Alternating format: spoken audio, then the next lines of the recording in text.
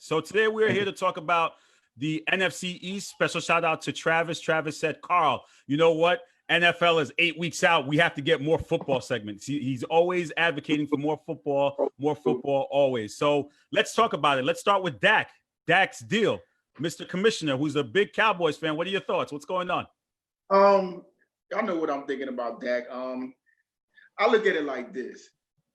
I have no problem with players getting paid, but you have to perform to get paid. Dak has not performed to that level that he wants to. And I'm not a believer in you're the next man up, so you automatically have to be the highest paid. I don't believe in that. A lot of teams who do believe in that, they never end up winning the Super Bowl. Dak is to me, at best, in the 4 years I've watched him, he's a solid QB. Can he get better? Of course. But I feel at this point, he needs more pieces around him in order for him to perform. He can't elevate nobody at this level, at this point right now in his career. And if you give him that money, he's gonna have to lose some pieces. And we've seen Dak when he didn't have his pieces. It wasn't pretty. That's just my opinion on Dak Prescott. Dan, what are your thoughts? Do you agree with what Ray just said or no? Yeah, I mean, honestly, I think that, you brought up a great point. If he gets the money that he's anticipating to get, potentially $33 to $35 million, that puts him only behind Pat Mahomes, who won a Super Bowl, who is on pace numbers-wise to be one of the best quarterbacks in NFL history if he continues this route, and he's a Super Bowl MVP. So if that's the only guy ahead of you and you have really nothing to show for it, I don't understand the logic of paying Prescott that much money. He hasn't shown enough. He had a good rookie season, a subpar sophomore season, okay season after that. He's gone up and down. So to give a man $33 to $35 million and say that he's close to Pat Mahomes when he's not even, to me, in that same genre, he's not even on that same level by any stretch right now. I think he's talented. I think he's good. I think he's capable, but he has weapons now.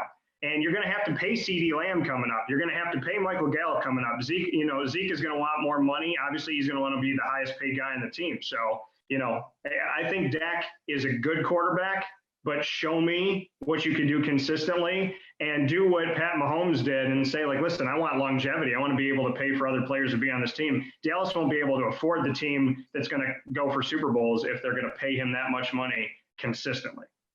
Travis, do you agree with the rest of the panel, or are you? No, I do not agree with the rest of the panel, Carl.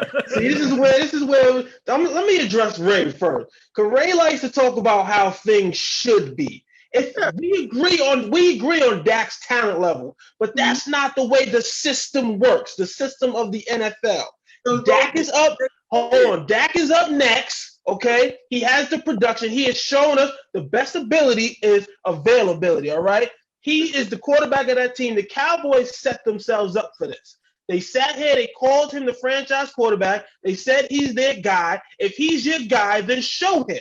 Put your money where your mouth is and pay that man. I'm not sitting here saying he should get $45 million. He should get those Patrick Mahomes numbers. But guess what? He's next in line. He has the productivity. He's won division titles. He's won games. So guess what? He needs to be paid in that upper echelon of quarterbacks. If you're up next, you have the talent plus the production, then guess what? You'll get paid. But that's not how it works, though, in every position. It just seems like that's that quarterback position, because other guys have to fight to get their money. Derrick Henry was pretty much the next in line for running backs, and he got nowhere near close to Zeke. So why is this quarterback who's just solid? I understand it's the most important position in the league, but why is it that almost any quarterback just automatically gets paid the most because they're a quarterback, while other positions have to hold out, have to fight, have to threaten to do all this just to get their money? I just don't understand. Dan, what are your thoughts on what Travis said? On what Dak being the next guy in line? I mean, Dak, listen, if you can get this is the thing about it. Does he have to show? I agree with Ray. He has to show more. He hasn't shown enough.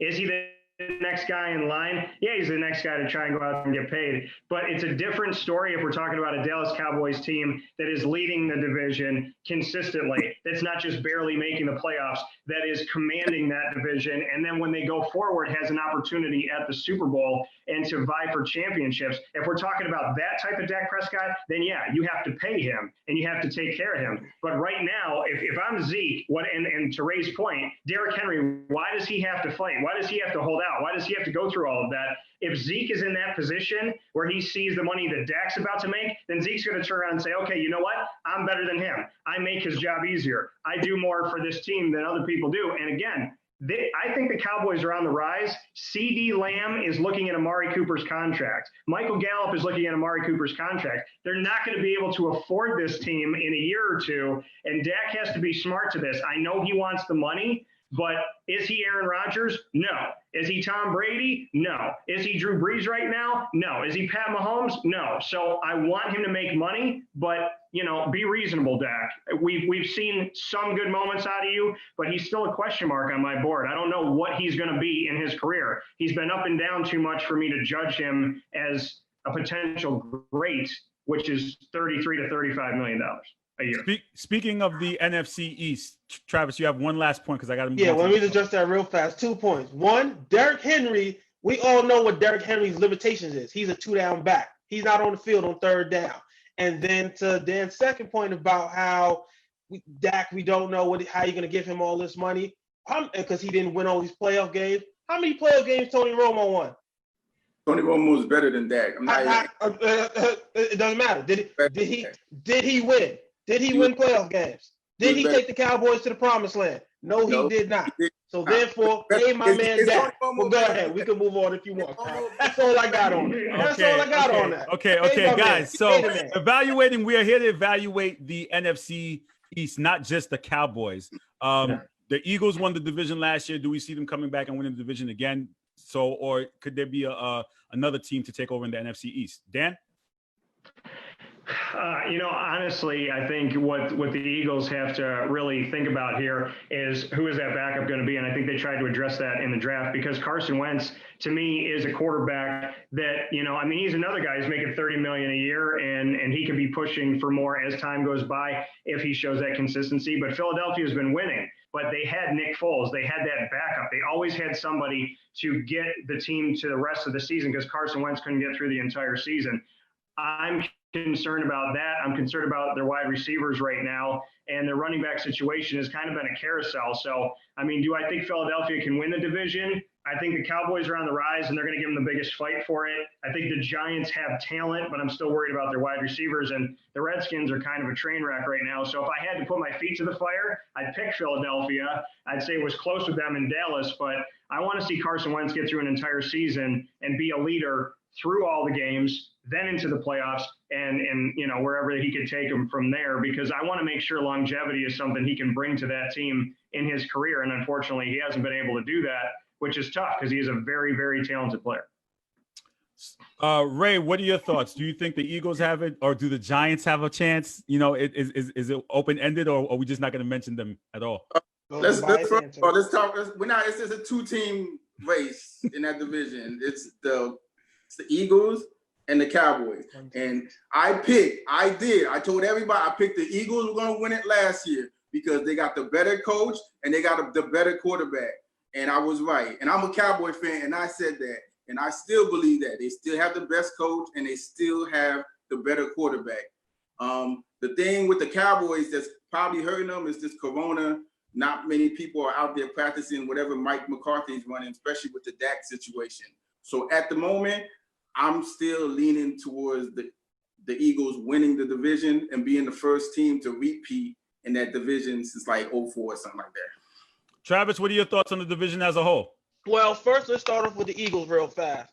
First things first, Carson Wentz, there's no more excuses, all right? I'm not here for it no more. We had the MVP caliber second year that ended with the injury. Then the third year, we was coming off the injury. Now, last year, we didn't have no weapons. Everybody got injured. But guess what? Everybody's back. The toolkit is loaded. Running back is a little suspect back there. But a low-key pickup that I did like of theirs was Marquise Goodwin at the wide receiver position.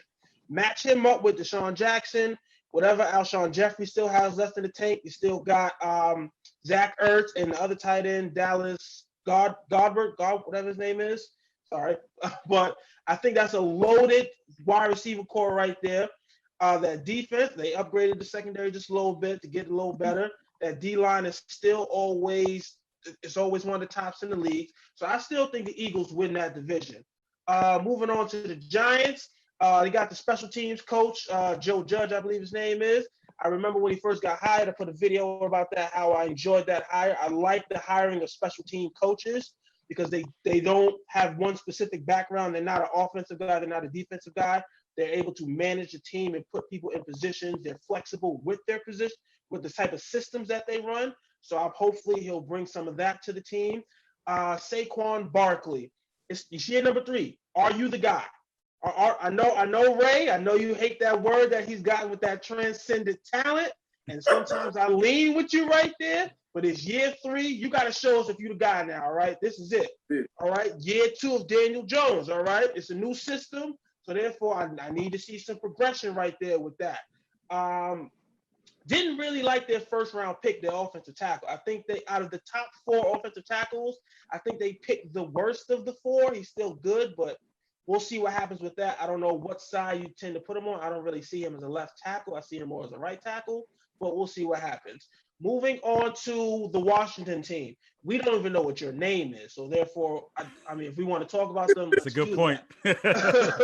Like year 2 of the Dwayne Haskins project. Coming out of Ohio State, I really like Dwayne Haskins. He was one of his skill sets was apparently his release. If they did a comparison with a lot of NFL quarterbacks of his release time, it's up there with some of the top echelon quarterbacks we have in the NFL. And to me, release time has always been one of those things that have separated top flight quarterbacks. If you go over the years, look at the Tom Brady, the Drew Breeses.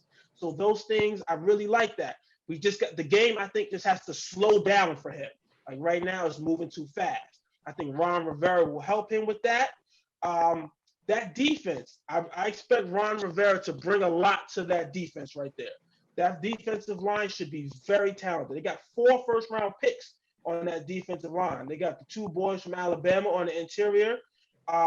They got, I believe his name is Sweat, that the kid out of Mississippi State a couple years ago. And then you drafted Chase Young at number 2. I expect that D-line to be formidable this year, and I expect Ron Rivera to get the best out of them. So, like I said, going review, I think the Eagles win the division. Cowboys, I guess we'll give you our number 2 spot because, all right. By default. Yeah, default, you know what I mean, by default. And then I think the Giants and Washington fight it out for that 3rd and 4th spot. Do you think the Eagles suffer because of no fans? We know how much their fan base is pretty loud, pretty ruckus. Is that going to be a factor a lot for the Eagles going into the season and all the teams? Dan?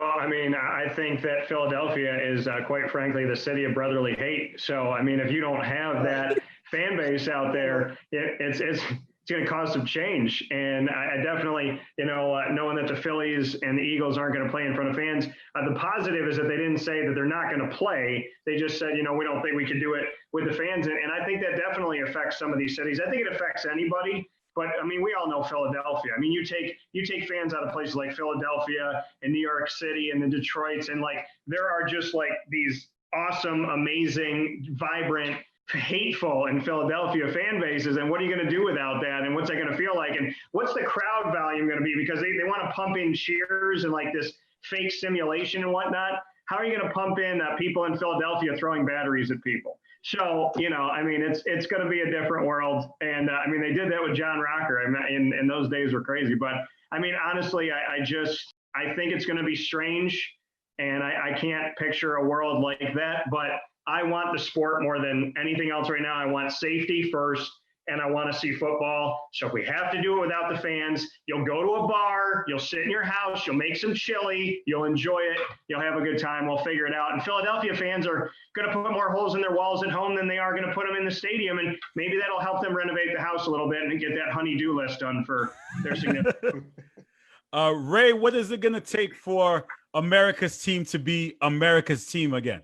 Man, honestly, I really don't know. And this is why, I gave up with the nobody knows. I'm gonna go.